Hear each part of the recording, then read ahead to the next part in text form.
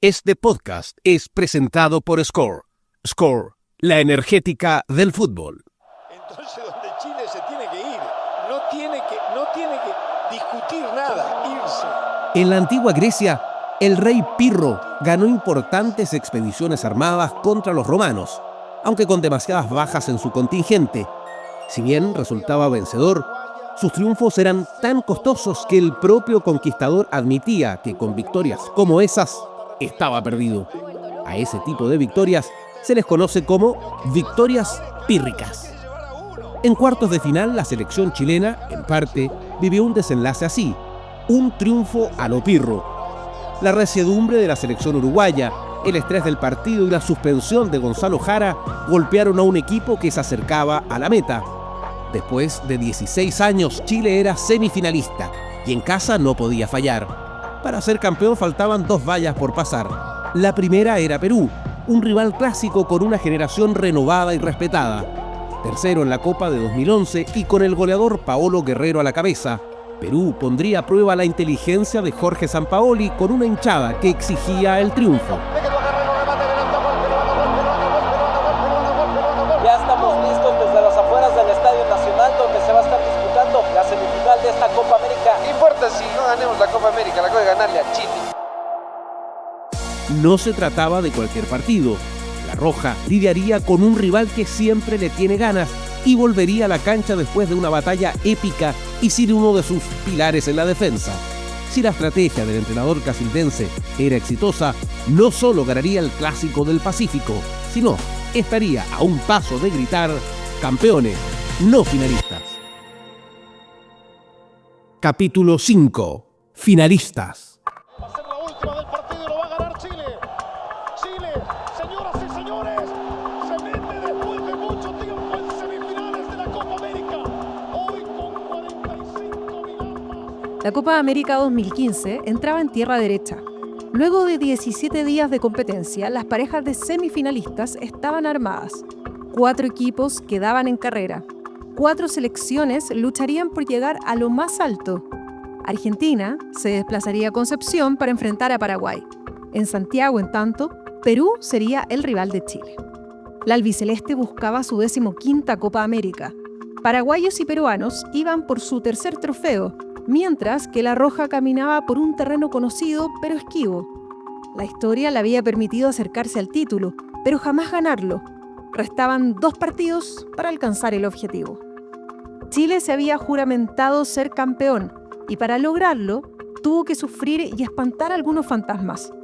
Atrás quedaron las dudas del empate con México, el accidente de Arturo Vidal y el ríspido juego ante Uruguay. Habían transcurrido más de 45 días de encierro, una concentración estricta, atenuada con juegos, visitas de familiares y saludos a los aficionados apostados en las afueras de Juan Pinto Durán. Todo era tedioso. La tensión la rompían los propios futbolistas, con sus bromas y jugarretas.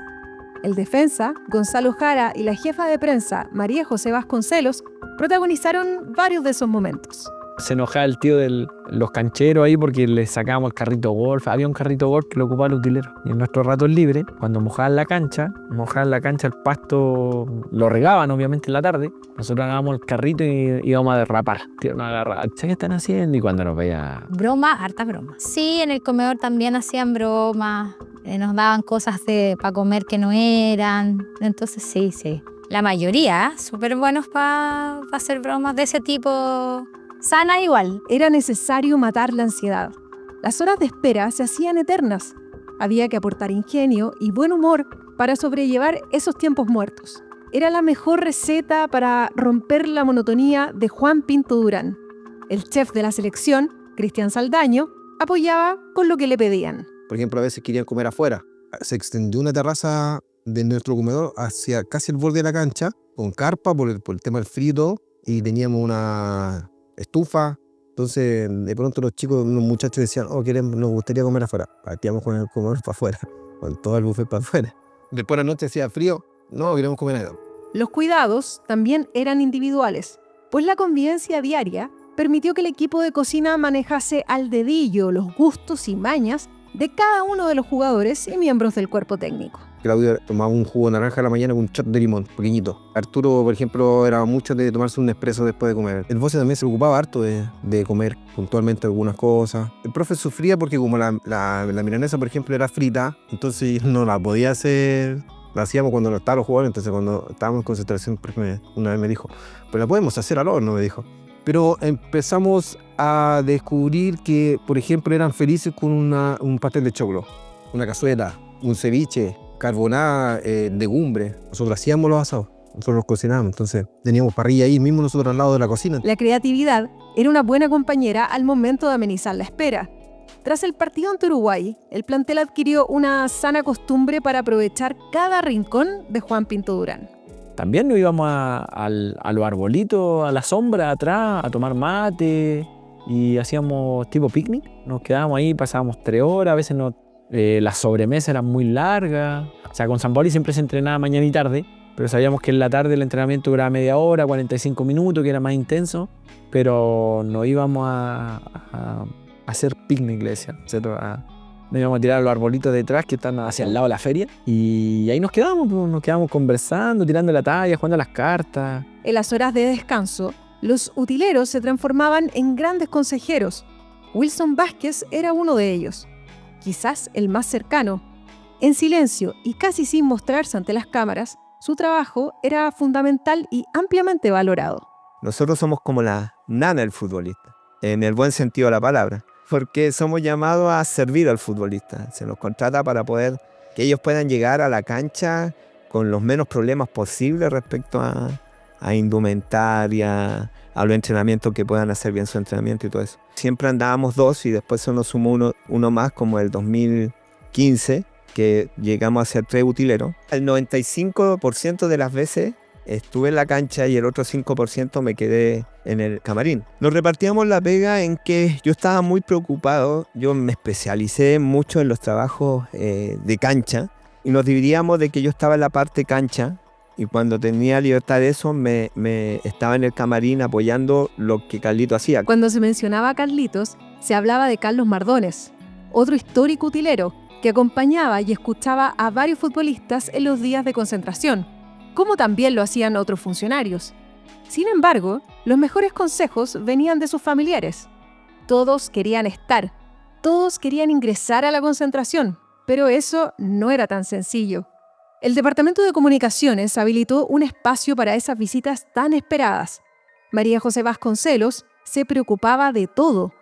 El realizador audiovisual, Felipe Flores, también aportaba con lo que estuviese a su alcance para el confort de los seleccionados. Ahí se arregló en el 2015, se hizo para recibir, por ejemplo, a los familiares, porque como no salían de la concentración, habían ciertos días que los familiares iban a visitarlo, se encarpó, entonces iban los familiares en cierto periodo de tiempo y se iban, pero era harto, si eran 23 jugadores, imagínate cada uno, a lo mejor con 4 o 5 invitados. Iba la familia como por el día, había alguna instancia donde se hacía un asado para compartir con los jugadores, con la familia, pero igual mucha disciplina. Siempre está disponible como el segundo piso, que es donde nosotros habitábamos, para que los jugadores, no sé, si tuvieran alguna duda, alguna charla puntual, fueran a conversar con el cuerpo técnico, como que había mucha comunicación. Eso es lo bueno de un espacio chico, ahí como que no se te perdía nadie. Juan Pinto Durán, el añoso recinto que acoge a las selecciones de fútbol desde 1961, carecía de comodidades. En 2015 contaba con 17 habitaciones, un comedor, un gimnasio y un gran salón, poco más de 2.100 metros cuadrados construidos y 2 canchas de césped. Un lugar que cumplía con lo básico, pero que estaba lejos de lo que merecía una de las mejores selecciones del mundo. Es que yo creo que Pinto Durán en general es súper funcional, pero no para concentraciones largas. Es funcional porque está todo cerca, tiene 2 canchas, están los camarines, está a tus tiempos, pero claro, le falta, además que es pequeñito. Yo creo que es más valorable todavía haber sorteado todas esas dificultades. Tenía mucho corazón, ya alma, historia, pero no estaba como a la altura de lo que se necesitaba. Pese a su obsolescencia y sus reducidos espacios, Pinto Durán fue un buen aliado en la meticulosa preparación de Jorge Sampaoli para el crucial duelo ante Perú.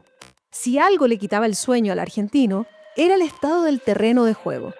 Necesitaba trabajar sobre un pasto perfecto, porque sabía que a Perú le gustaba el traslado y buen toque de balón. El realizador audiovisual Felipe Flores fue testigo de aquellos denodados esfuerzos.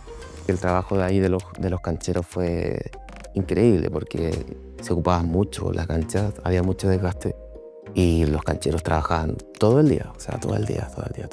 Chile acumulaba 3 victorias y un empate. Los resultados le sonreían a la roja. La intimidad agudizó la cohesión de un grupo que se conocía de memoria. El tono de voz, la actitud, la cantidad de palabras que se usaban, todos esos detalles delataban el estado de ánimo de cada uno de los personajes que daban vida a esta comunidad. El utilero Wilson Vázquez y el chef Cristian Saldaño tenían muy presente cómo actuaban Jorge Sampaoli y varios de sus dirigidos. Cuando ganábamos entraba animando a todo el mundo, que tenía esa pachorra el profe Sampaoli, de animando, feliz, contento, felicitando, saltando, en su característica como en su personalidad, que emocionalmente hacía notar su alegría. Ya uno empieza a considerar a esos grupos parte de la familia, entonces había un acercamiento que solo lo podíamos muchas veces entender nosotros, o sea, el animarlo, el acercarnos, o sabíamos a quién podíamos acercarnos en ese momento, porque habían algunos que estaban tan tristes o por situaciones se habían perdido, que teníamos que dejar pasar el minuto. A Alexis, que le dolía mucho el que pudiéramos perder y lo teníamos que dejar que pasara solo ahí en su momento. Bueno, el Guasito que nos acercamos, a Arturo también podíamos acercarnos fácilmente, que eran como más de piel. Un día teníamos montado un buffet de desayuno con altura, antes era plano. Entonces un jugador dijo, oh, que está bonito ahora, me decía, así yo hago goles. Ya viene el lanzamiento de esquina, buscando el cabezazo y ¡gol! Arturo, el rey. Valdivia con el centro, Alexis con el cabezazo, gol. De puños, Muslera le cae a Mati que conecta con Isla, el disparo, gol. Medel solo puede mandar, Medel con el remate, gol. Ofensiva está, banda. ¡Gol! En 2015, la Conmebol realizó un estudio técnico-táctico que analizó todos los partidos de la Copa América. Varios nombres conocidos estaban a cargo de esta investigación. Destacaban los chilenos Arturo Salá y Héctor Pinto, el argentino Jorge Burruchaga, los uruguayos Raúl Moller y Gustavo Ferrín, y el venezolano Richard Páez. El grupo elaboró informes acerca de la propuesta de cada selección, detallando estrategias con pelotas detenidas, estructuras defensivas y fórmulas de ataque. Con 23 compromisos de la Copa jugados, la conclusión era muy clara. Chile era el mejor elenco del torneo. Si bien eran muy buenos jugadores, algunos lo son porque siguen jugando, estando juntos se potenciaban, eran como un equipo que iba al frente, que no le temía nada, que sabían que podían perder, pero iban en busca de un resultado. Estaban bien y eso te ilusionaba, te daba seguridad, vos los veías a ellos, que era un equipo que no menospreciaba a nadie, pero que se sentía ganador. Y bueno, y después lo demostraban en la cancha. Es que el plantel era realmente espectacular.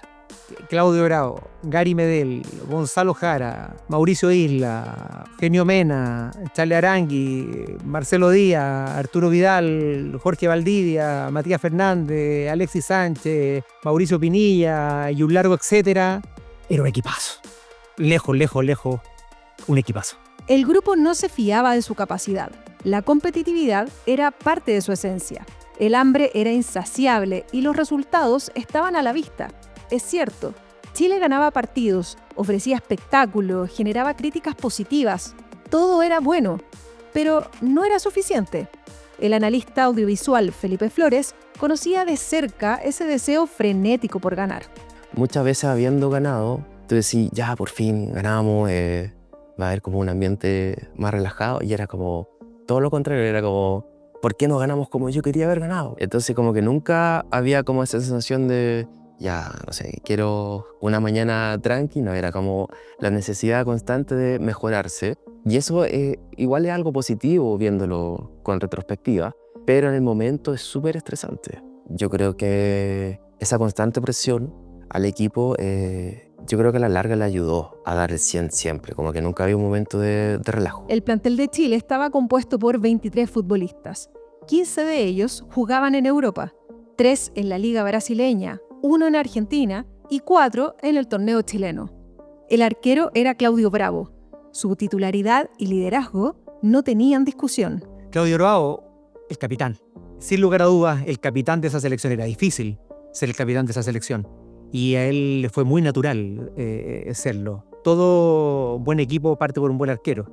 Él no tan solo era el buen arquero, sino que también el líder de ese equipo. Uno de los mejores arqueros que vi.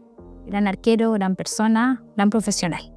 El utilero Wilson Vázquez y el gerente Felipe Correa pensaban parecido. Portero del Barcelona, con casi una década en España, era un caudillo natural. Un líder. Yo creo que siempre utilizó el raciocinio para las tomas de decisiones que tuvieron que haber dentro del equipo de la selección. Tipo que siempre era el que iba y hablaba las cosas como eran, o cuando se tenía que hablar con el grupo de dirigentes en sí para poder llegar a un acuerdo, preparado para poder enfrentarlo con carácter. Bueno, es muy inteligente. Primero, un liderazgo fundamental, una mentalidad como la que tienen 4 o 5 de esa generación dorada, que es la que nos permite haber ganado esa copa y haber competido a ese nivel. Y unas condiciones futbolísticas, o sea, no es necesario que lo diga yo. Me explayo porque de verdad lo determinante que es tener un arquero de esas características, jugando a ese nivel en el fútbol europeo donde él estaba, como líder de tu equipo, es clave. Para Sergio Jadue, Jorge Decio, María José Vasconcelos, Wilson Vázquez y Felipe Correa, otro de los puntos altos era Gary Medel, uno de los más aplaudidos cuando se asomaba en el pasto del Nacional. Formado en Universidad Católica, el zaguero era dueño de un timing envidiable, aportaba fiereza en la marca y no se achicaba ante nada. En 2015 defendía los colores del Inter de Milán. Gary Medel, un baluarte de la defensa, fue el mejor central durante la Copa América del año 2015. Y con su estatura ganó todo por arriba, ganaba todo por abajo, aguerrido, contagiaba al resto de sus compañeros.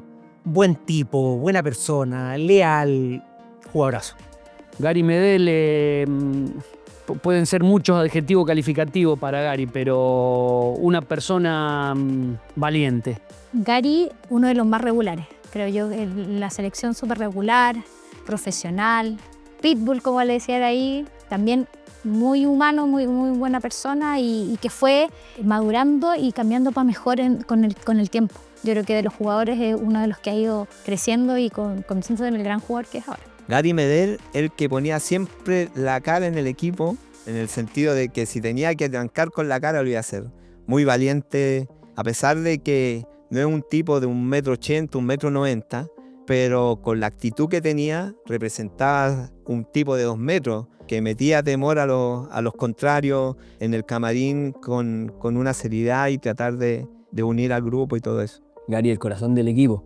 Todos en ese equipo tenían un corazón brutal, pero yo creo que su característica, más allá de lo futbolístico, era justamente ese empuje que tiene Gary. Pero además, Gary es un jugador extremadamente disciplinado tácticamente, entonces, y que entendía muy bien lo que le pedía el entrenador. Entonces, bueno, tiene condiciones también sobresalientes en un minuto de sus carreras, todos de primer nivel, agresivo. Logró desarrollar su carrera después de haber tenido quizá una etapa más de juvenil, un poquito más impulsiva, siendo un jugador súper manejado desde ese punto de vista, una agresividad bien entendida.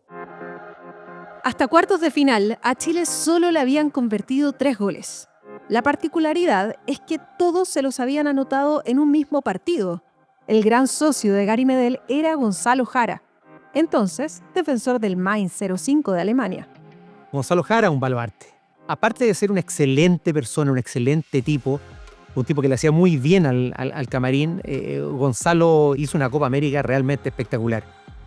Muchos se dejan llevar por el tema de lo que pasó en el partido con Uruguay, el famoso dedo de Jara.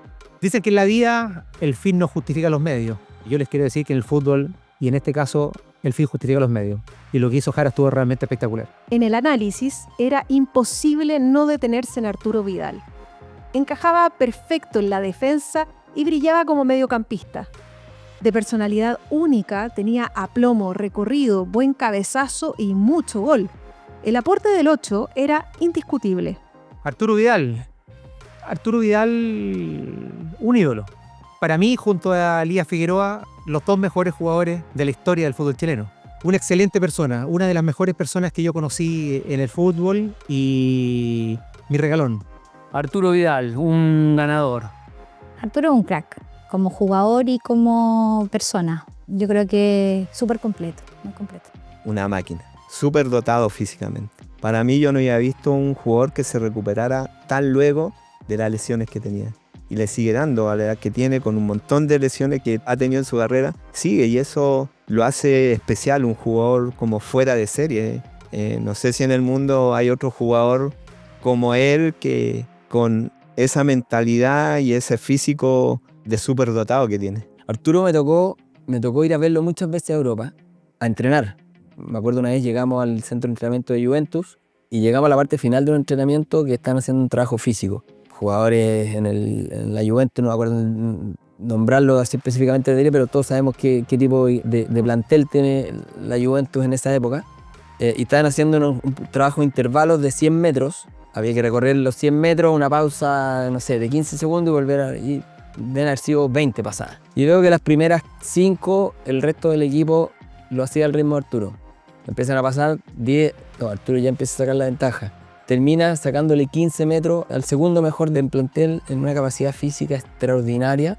Y quien lo ha dicho que es en base a puro trabajo. Entonces yo creo que él tiene muchas condiciones, pero es un luchador con condiciones futbolísticas extraordinarias, pero con un trabajo también de mentalidad, que eso es lo que le ha permitido llegar tan lejos. De los primeros volantes con tanta llegada al área, con tanto box to box y con tanta facilidad de entender el juego y de jugarlo simple, que es demasiado determinante para el funcionamiento de ese equipo. Ese mediocampo se entendía muy bien porque todos cumplían muchas funciones. Quizás Marcelo Díaz un poco más ordenado tácticamente, más centralizado, pero él y Arturo eran capaces de cubrir toda la cancha y siempre con un entendimiento del juego que nada, hacía que el rival siempre se viera superado. Tanto cuando teníamos la pelota, porque eran capaces de asociarse de manera increíble, y cuando no la tenían, capaces de meter una presión que te ahogaban y en el fondo la recuperábamos rápido. Entonces, Charles eso lo maneja de una manera increíble. Y también una mentalidad, que es lo que seguimos viendo de él hoy día en otros clubes y lo hizo en toda su carrera. Fue capitán del Bayer Leverkusen, ¿cuánto tiempo?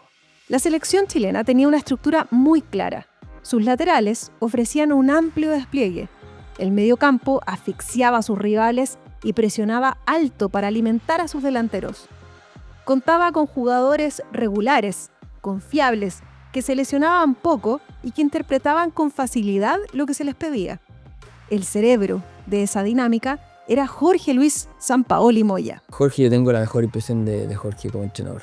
Lo tuve en la selección, después tuvimos una amistad y con él compartimos un montón de momentos impresionantes durante el proceso de la selección, pero además creo que era muy relevante el equipo de trabajo que tenían en ese minuto, muy afiatado, con Sebastián Becachese y con Jorge Decio. Y me tocó, creo que, ver los mejores años de Jorge Sampaoli de su historia. Nivel de preparación, nivel de análisis, nivel de cercanía y de capacidad de persuadir y de convencer a los jugadores, 10 puntos. Jorge Sampaoli, para mí en ese minuto fue el mejor técnico del mundo, un técnico realmente excepcional, muy capacitado, con un excelente y exigente entrenamiento. Todo equipo ganador debe tener una mente clara, y él tuvo su mente clara durante todo el torneo, lo cual fue muy importante y trascendental. Yo no creo que con otro técnico nosotros pudiésemos haber ganado la Copa América en el año 2015. Uno de los técnicos que más aprendí, lejos. Aprendí mucho y me hizo sufrir en algunos momentos, pero aprendí mucho, muy profesional. Jorge Sampaoli es un buen entrenador, que yo creo que fue muy inteligente en haber escogido a Sebastián Becachese a trabajar con él. Yo creo que un gran porcentaje de lo que logró con la selección es también mérito del trabajo que llevó Sebastián Becachese a su lado. El que se empapó de Bielsa fue Sebastián Becachese, y cuando llegó a la selección yo le decía a Sebastián, tú soy el Bielsa 2.0. Yo creo que Sampaoli fue muy inteligente en las decisiones que tomó con el cuerpo técnico que logró rodearse, de que sabía quién le podía ofrecer para el objetivo que él quería conseguir. Escuchas Campeones no finalistas. Se acercaba el final de la Copa América. Quedaban 4 equipos en competencia y el nombre del primer finalista se conocería la noche del lunes 29 de junio. A las 20:30 horas fue programado el duelo entre Chile y Perú, un añoso clásico del fútbol sudamericano. Nadie esperaba este partido ya en estas instancias del torneo. La última vez que Chile ha llegado a una final fue en 1987, 4 finales, de las cuales las 4 las ha perdido. Se espera que hoy... El historial en este tipo de torneos se inclinaba a favor de Chile. De un total de 19 enfrentamientos, La Roja había ganado 7 y Perú 6. Un hueso duro de roer, aunque con un detalle. Chile jamás había perdido en condición de local.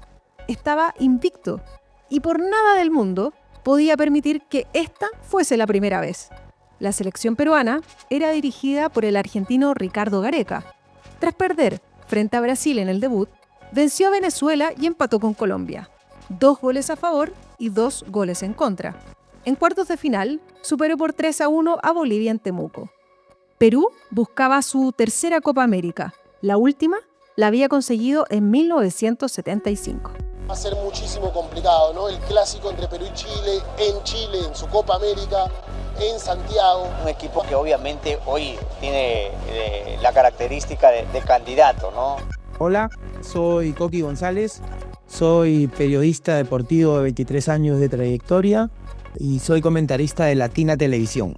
De verdad que no había una gran selección, pero sí muchos nombres nuevos que aparecieron en esa Copa América y que comenzaron a ser parte de lo que fue el proceso exitoso de Ricardo Gareca. Esa selección peruana combinaba nombres experimentados con otros que venían apareciendo. El Loco, Juan Manuel Vargas y Claudio Pizarro, por ejemplo, quemaban sus últimos cartuchos. Otros, como Luis Advíncula, Carlos Zambrano o el arquero Pedro Gallese, comenzaban a hacer su nombre.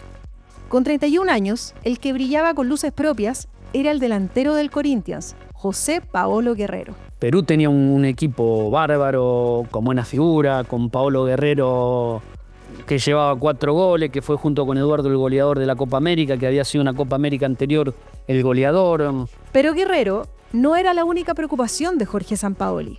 Había un tema pendiente que inquietaba de sobremanera al casildense, algo que no lo dejaba preparar el Clásico del Pacífico como él y su staff querían.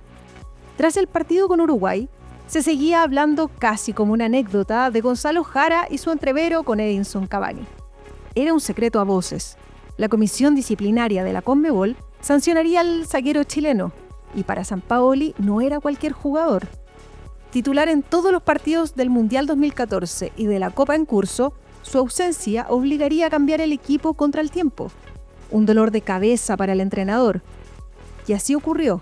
24 horas antes de la semifinal, la Confederación notificó al jugador. 3 partidos de castigo. Era un hecho. Gonzalo Jara se perdería el resto de la Copa América. La posibilidad de haber protagonizado y reemplazar a un jugador tan importante como Jara en la actualidad va a ser difícil, pero uno está confiado que estas cosas pueden pasar, que puede haber alguna lesión, una suspensión. Entonces la obligación del entrenador es tener a todo el mundo preparado para cuando le toque. Fue una situación que obviamente era celebrada desde el aspecto futbolístico, ¿no? Ahora, el plantel que tenía Chile, ¿no?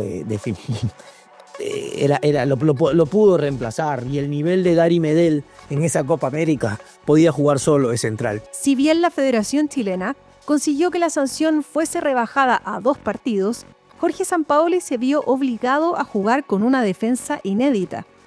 El elegido fue un viejo conocido, un jugador de confianza, querido y respetado por Becachese, Decio y el propio director técnico. Era el momento del defensa de Universidad de Chile, José Pepe Rojas. Pepe, un jugador súper disciplinado también tácticamente y que conocía mucho lo que necesitaba, lo que le pide Jorge. En ese minuto, un jugador rápido, un jugador que era fuerte en el duelo. El país estaba ilusionado. Luego de 16 años, Chile otra vez pelearía por un pasaje a la final. El público había respondido llenando el Estadio Nacional en cada jornada. Encontrar una entrada era casi un milagro. Un ticket para el Chile y Perú valía oro. Por otra parte, el ambiente ya se empieza a respirar, el buen ánimo del fútbol, la venta del choripán, las salchipapas, el sándwich de potito, las banderas, los colores, y empieza poco a poco a hacerse aquí presente desde las afueras del Estadio Nacional. Chile llegaba con un buen caudal ofensivo, 11 tantos en 4 encuentros. Además, lucía una estadística decidora. Al mando de Jorge Sampaoli, Chile había disputado 37 partidos. Solo había perdido en 7 oportunidades y solo en 6 no convirtió. Números prometedores que encendían hasta el más crítico de los comentaristas. La prensa extranjera, en tanto, se dividía, mientras algunos medios subrayaban aspectos que cuestionaban el rendimiento chileno. Columnistas de la talla de Jorge Valdano resaltaban las virtudes de nuestra selección.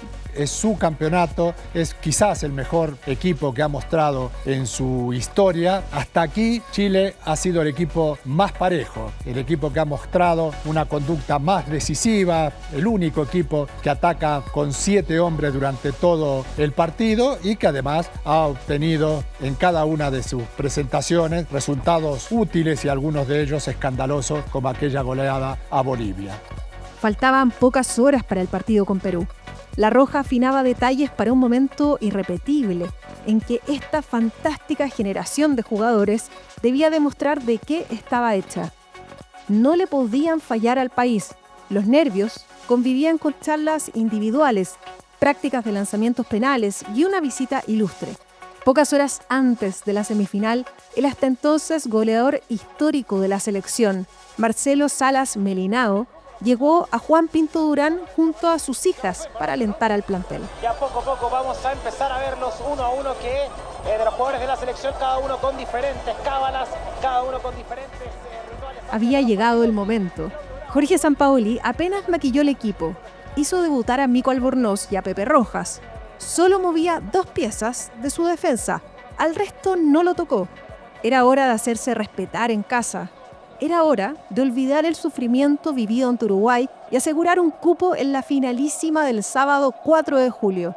Frente a 45.000 espectadores, Chile y Perú frente a frente.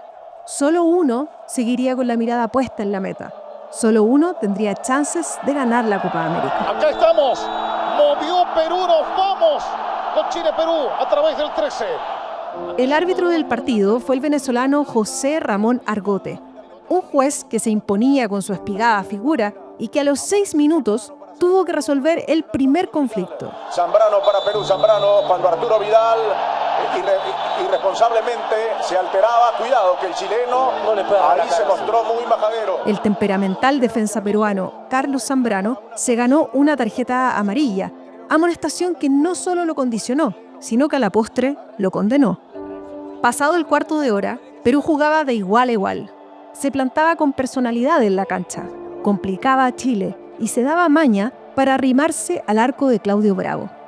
El libreto se aplicaba al pie de la letra, hasta que todo cambió a los 19 minutos, cuando una torpeza de Carlos Zambrano lo sacó del partido. El envío de Arturo Vidal, Vargas que pretende dominar, lo marcan con todo. La fiereza que pone Zambrano para el despeje, falta, dice el árbitro. ¿Lo echaron? Falta, dice el árbitro, roja. Tarjeta roja. Claro. Estaba condicionado totalmente por la tarjeta amarilla anterior. Una grosera patada en la espalda de Charles Aranguis fue la razón. Perú afrontaría 70 minutos con un jugador menos.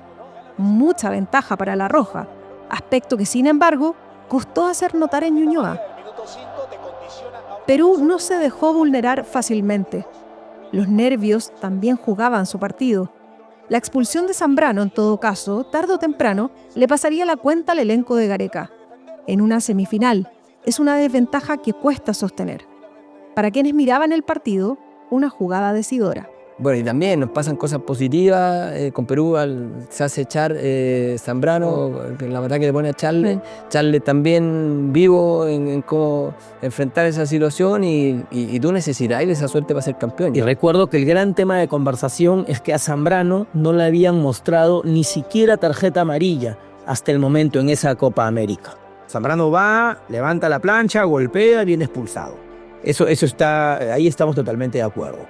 Afectó a Perú porque Perú ya no pudo competir de igual a igual, aunque fue muy importante cómo Ricardo Gareca replantea el equipo, lo reordena e incluso la charla que da al borde del campo cuando hace la modificación, manda a Ramos a la cancha y arma un 4-4-1, pero dice vamos a atacar, tenemos que atacar, y ahí llega el empate.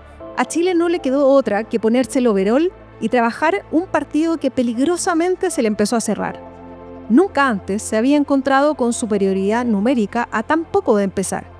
Con más empuje que brillo, se puso en ventaja gracias a un gol de Eduardo Vargas en el minuto 42. La va llevando Chile, se viene Chile, Alexis. Va Alexis para adentro, Alexis, pegale, Alexis, ahí está, viene el centro, qué bueno, viene, pegó en el palo. Atención al rebote, Vargas, gol.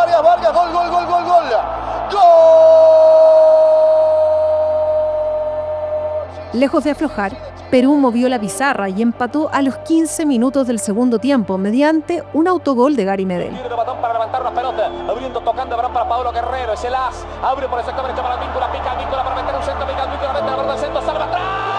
¡Cabezazo, gol de Perú! Gareca apostaba por los penales, sacaba un duro partido adelante con un jugador menos y la muchedumbre en contra. El silencio se apoderó de las tribunas. Se temía lo peor. Una noche como tantas nos brindó la historia, donde la mesa estaba servida para festejar, pero quien celebraba era otro. Afortunadamente, esa incertidumbre duró muy poco. Arriba Guerrero, que es un pulmón impresionante para Perú. Esta vez la perdió. Atención que la saca Chile. Tiene a Vargas, va a buscar el disparo desde ahí. ¡Golazo!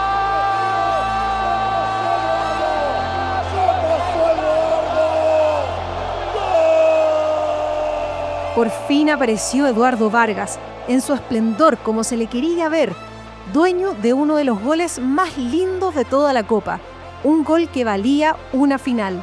Un gol que espantó las tensiones y le regaló a Chile una opción concreta de campeonar, de alzar una copa. Un gol que se festejó en cada rincón del país.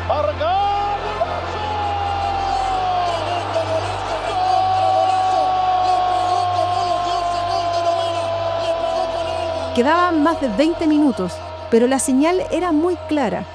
Con un equipo tan laborioso, con un gol de esa calidad, era difícil abandonar la carrera. Un golazo de antología, de colección, que hizo saltar a la banca chilena. Partido muy duro, que lo terminamos ganando 2-1. Los dos goles de Eduardo me parece que hace. Pero el segundo hace un golazo bárbaro. Y te terminás sorprendiendo, porque quizás uno en la previa se imagina de que Chile venía muy bien, de local, que podía sacar un poquitito de ventaja, y no sucedió de esa manera. Y pasaban los minutos y no podíamos marcar la diferencia hasta que Eduardo hace ese gol de un zapatazo de 30 metros, de 20 metros, y hace un golazo. Termina saliendo tercero Perú en esa Copa América. No, era un partido... Fue muy disputado. Yo creo que los jugadores de pronto también sintieron eso. O sea, le ganamos a Uruguay y esto ineludiblemente pasa por tu cabeza, estás cantando el himno y tienes a Perú que hay una rivalidad, que es un partido clásico por la historia, pero además dice abordable absolutamente. No es Uruguay, no es Brasil y no es Argentina. Y lo de Vargas, de otro partido. El marcador no se movió hasta el final. Los 3 minutos de adición fueron eternos. El pitazo del venezolano Argote llegó cuando la pelota estaba en los pies de Gary Medel, uno de los pocos que hasta entonces había disputado todos los minutos de la Copa. Tomó el balón en sus manos y lo lanzó por los aires. Desahogo total. Señoras y señores, nada más. Partido terminado en el Estadio Nacional. Encuentro que había que ganar. José Argote ordena la culminación de esta historia. 2 para Chile, 1 para Perú. Los de siempre, los que debieron ingresar de urgencia.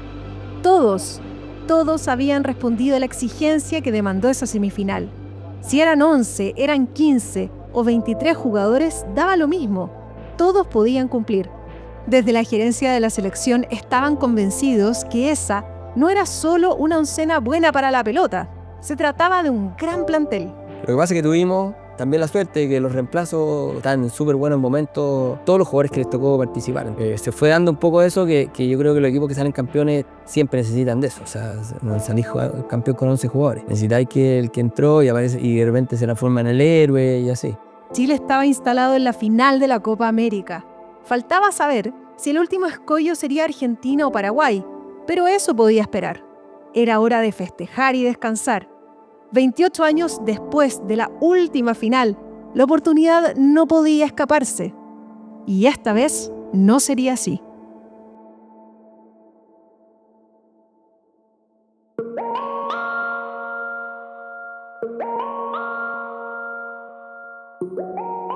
En el próximo capítulo de Campeones, no finalistas. No pude ir a la banca y nos quedamos atrás del cartel y estaba Jarita. El Jarita no estaba suspendido. Y con Argentina se mostró en el camarín. Esa fue la diferencia. Por lo general la Argentina estaba un pasito más arriba, pero nosotros nunca pensamos que estábamos abajo. Solo Dios sabe lo que hice para que lográramos salir campeones de América. Espero que quede eso entre él y yo. Campeones no finalistas es un podcast producido y editado por Ignacio Valenzuela Moraga, Carolina Fernández González y Francesca Ravizza Rebolledo. El diseño de sonido y postproducción de audio es de Michel Poblete Montoya. Escucha este y otros episodios en tu plataforma de podcast favorita y en pauta.cl. Este podcast fue presentado por Score. Score, la energética del fútbol.